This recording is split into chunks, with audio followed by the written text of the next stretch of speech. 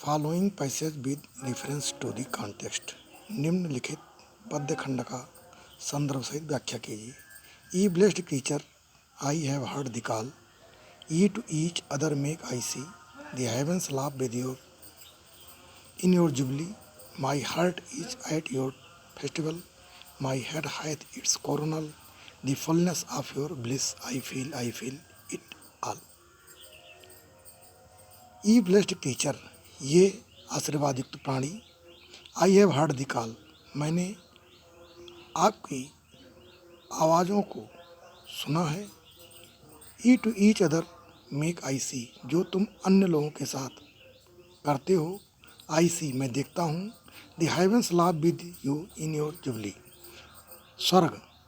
स्वर्गीय शक्तियाँ तुम्हारे साथ तुम्हारी आनंदों में, तुम्हारी जयंती में हंसती हैं। माई heart is at your festival, और मेरा दिल तुम्हारे साथ, तुम्हारे उत्सवों पर, तुम्हारी खुशियों पर आपके साथ होता है।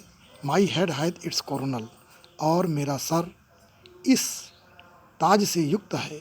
The fullness of your bliss, जो तुम्हारे आनंद, परमानंद की पूर्णता है। आई फील इट एट ऑल, मैं इसको पूर्ण रूप से महसूस करता हूँ। रेफरेंस, संदर्भ। These lines occurs in the poem lines composed a few miles above Tintern Abbey. ये पंक्तियाँ विलियम वर्ड्सवर्थ के द्वारा लिखी गई lines composed a few miles above Tintern Abbey नामक कविता से ली गई हैं।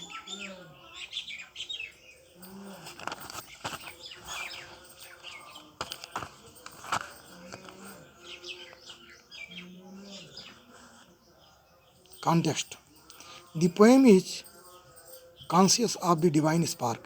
यह कविता दैवीय प्रतिभा से, दैवीय आभा से चैतन्यतापूर्ण युक्त है। With which the child of man is born on this earth, जिसके माध्यम से मानव का इस धरती पर शिष्य के रूप में उत्पत्ति हुई। The glory and the radiance of his holy virtue, उसकी लालिमा और यश, उसके पवित्र गुण, रिमेन विद हिम, उसके साथ कायम रहे। Till he does not come in the contact of people, जब तक वो मानव के संपर्क में नहीं आया इस धरती पर। The poet looks to the child enjoying the company of his friends, कवि बच्चे को अपने मित्रों के साथ आनंद लेते हुए देखता है। He has also heard the chirping of birds, उसने पक्षियों की आवाज़ को सुना है। And viewed the young lambs playing with joy, और मेमनों को आनंद के साथ खेलते हुए देखा है। A feeling of grief comes into his mind, दुख की अनुभूति उसके मस्तिष्क में आती है। ऑफ पोएट, कवि के, when he लिक्स the Joy of earth in nature, जब वो धरती पर प्रकृति में आनंद को देखता है।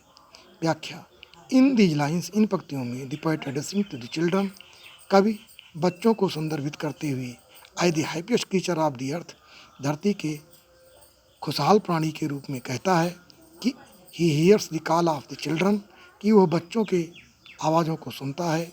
विच दे मेक, जो वो करते हैं।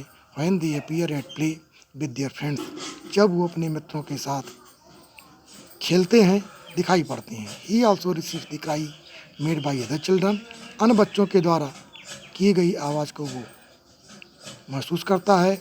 द पोएट सेज, कवि कहता है कि even the sky is happy at the happiness of children, बच्चों की खुशहाली पर स्वर्ग भी आनंद मनाता है। The poet is also happy at the Joy of children, कवि बच्चों के आनंद पर खुशी है। He feels the composite joy in his heart, वो इसका संयुक्त आनंद उसके हृदय में महसूस करता है।